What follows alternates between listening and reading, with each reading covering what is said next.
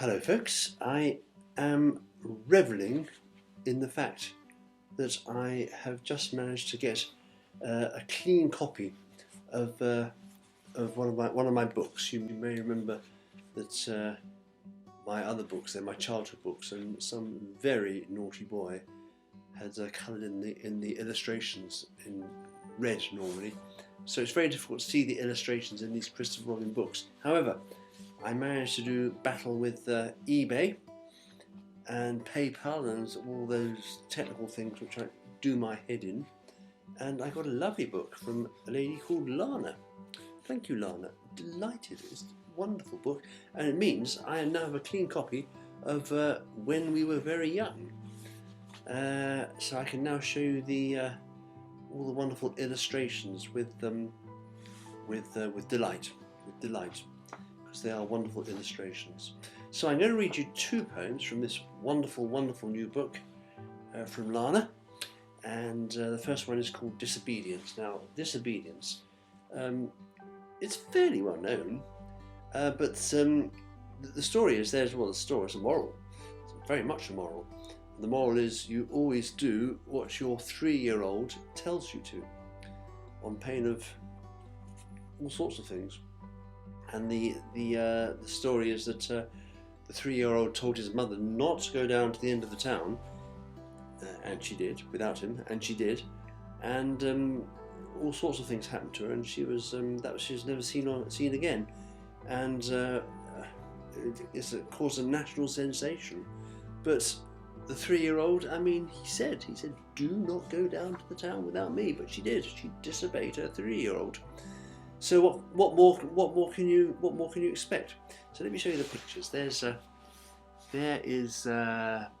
oops, there we go. Sorry folks. I've got the book, but I can't really. I'll get used to doing it properly. There is a 3-year-old, and there's his mother, off to the end of the town without him, and she gets lost and everything else. And so the 3-year-old then goes to the Queen and the King and the Prince and says, "Want me, ref? Want me? Look, yeah, there he is." That's a lovely drawing, isn't it? They're sort of bending down, got their crowns on, as is very proper when talking to a 3-year-old boy. And he's saying, "She's gone. Wasn't my fault." And then over the page we have what we got.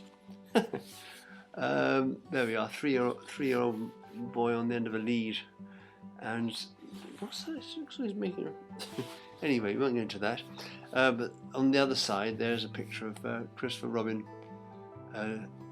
doing something or other as a 3-year-old boy. So let's have the poem.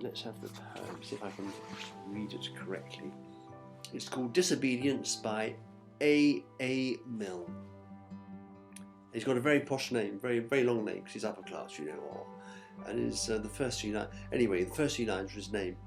James Morrison, Weatherby, George Dupree. That's his name. Took great care of his mother, though he was only 3. James said to his mother, "Mother," he said he, "you must never go down to the end of the town if you don't go down with me."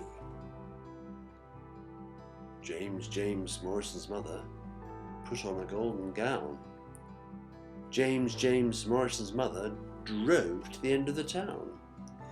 James Morrison's mother said to herself, said she, "I can get right down to the end of the town and be back in time for tea." King John put up a notice: "Lost or stolen or strayed."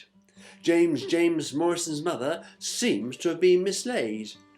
Last seen wandering vaguely, quite of her own accord, she tried to get down to the end of the town. 40 shillings reward. It's a massive sum. James Morrison, commonly known as Jim, told his other relations not to go blaming him. James said to his mother, "Mother," he said he, "you must never go down to the end of the town without consulting me." James Morrison's mother hasn't been heard of since. King John said he was sorry. so did the Queen and Prince. King John, somebody told me, said to a man he knew, "If people go down to the end of the town, well, what can anyone do?" And then it very, very softly, I never actually said this out loud before, but then it says, you said the first verse again, very, very softly. I'll just show you what it says. So, well, there we go. See, it's JJ, so you say it slightly differently. See, just there, that verse there. So, JJMM WG Dupee, that's his name, took great care of his M, though he was only 3. JJ said to his M, he said he, "You must never go down to the end of the town if you don't go down with me." So there.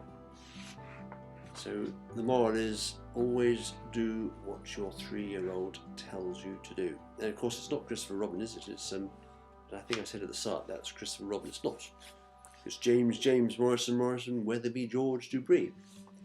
So that's poem number 1 from my wonderful, clean, new copy of When We Were Very Young. The second one is called Hoppity. Just a short one. And I'll show you, I'll read it first. Hoppity by A. Milne. Christopher Robin goes hoppity, hoppity, hoppity, hoppity, hop. Whenever I tell him politely to stop it, he says he can't possibly stop. If he stopped hopping, he couldn't go anywhere. Poor little Christopher couldn't go anywhere. That's why he always goes hoppity, hoppity, hoppity, hoppity, hop. Wait to say that one again. There's some pictures of Christopher Robin going hoppity, hoppity, hop, hoppity, hop, hoppity, hop. And there he is hopping all over the place, hoppity, hop. Let's read it one more time, it's such a short poem. Hoppity by A. Milne. Christopher Robin goes hoppity, hoppity, hoppity, hoppity, hop.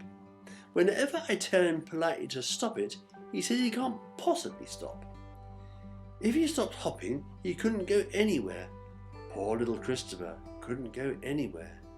That's why he always goes hoppity, hoppity, hoppity, hoppity, hop. Great. Thanks for turning up, and see you next time.